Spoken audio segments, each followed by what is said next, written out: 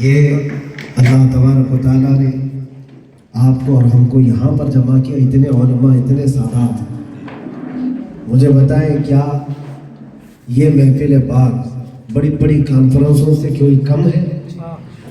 جو میسج دینا ہے وہ ہم 4 لوگوں میں بھی وہی دیں گے اور 4000 میں بھی وہی دیں گے.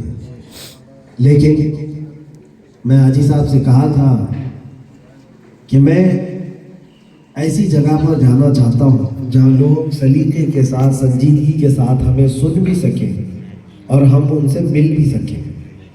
اکثر جلسوں میں جاتا ہوں تو حالات ایسے ہوتے تھے کہ میں چاہ کر کے بھی مصافحہ نہیں کر پاتا، کیونکہ اگر مصافحہ کرتا تو دوسرے دن تک میں لولا بھی ہو سکتا ہوں، ایک ہاتھ واپس نہیں آئے گا.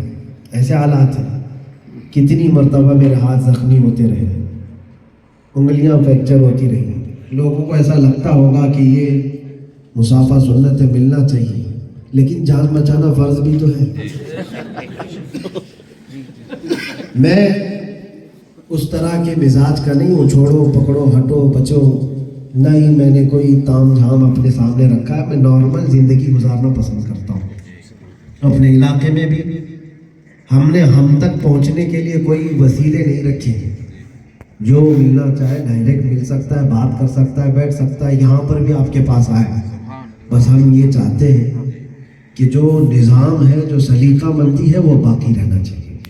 ایک دوسرے پر گرنا پڑنا، دیکھیں تقریباً پوری رات بھی لگ جائے مسافے کے لیے میں بیٹھا رہوں گا، لیکن وہ سلیقہ ہونا چاہیے کہ ہر کوئی ملے، ہر کوئی محبت کے ساتھ اپنی بات رکھے اور ہم ان سے بات کریں. یہ چیز قائم رہتی ہے زمانے تک. اور باقی بھگدوڑ میں اور چھوا چھوئی میں وہ کچھ نہیں ہوتا. نہ میرا پیٹ بھرتا ہے، نہ آپ کا پیٹ بھرتا ہے. اسی لیے میں گزارش کروں گا کہ یہ جو ماحول آپ نے بنائے رکھا ہے، بعد میں بھی بنائے رکھیں گے انشاءاللہ. اور ایسی محفلیں ہوتی رہے حاجی صاحب، پھر ہر مہینے ہم حاضر ہوتے رہیں گے. اس میں کوئی دقت نہیں ہے، کیونکہ اکثر ایک جلسے سے واپس آنے کے بعد ہم کو ایسی بہت ساری طبیعتوں کو دیکھنا پڑتا. بہت سارے کچومر بن کر کے آتے تھے.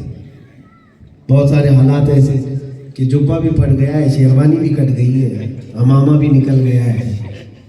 اور تو اور ایم پی میں ایک صاحب تو ہمارا موبائل ہی لے کے چلے گئے، اور اس کے بعد 2 گھنٹے کے بعد وہ راستے پر لا کر کے دیا اور کہا برکت کے لیے لے لیا تھا. کہا اچھا ایسی برکت لینے والے لوگ، کہیں انہوں نے گردن کو نہیں دیکھا. تو وہ حالات ہوتے جلسوں میں. اس کی وجہ سے میں اوائڈ کرتا ہوں کہ نظام درہم برہم ہو جاتا ہے.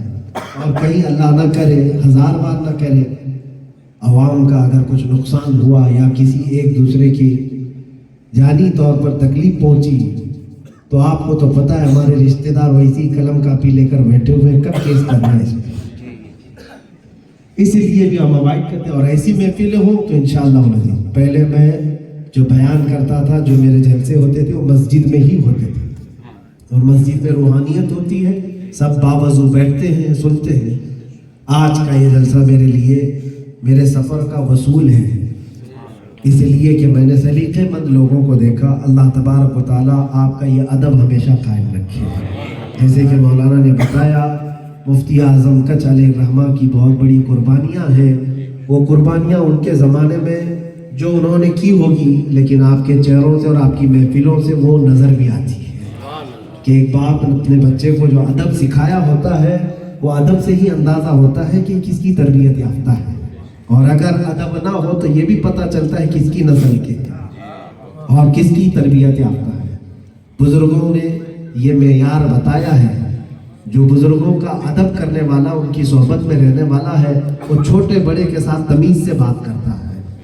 اور اللہ تبارک و تعالیٰ یہ اہل کچھ کے تمام تر اخلاق و کردار کو سلامت رکھے. مفتی اعظم کچھ کے فیوز و برکات ہمیشہ یہاں قائم و دائم رکھے.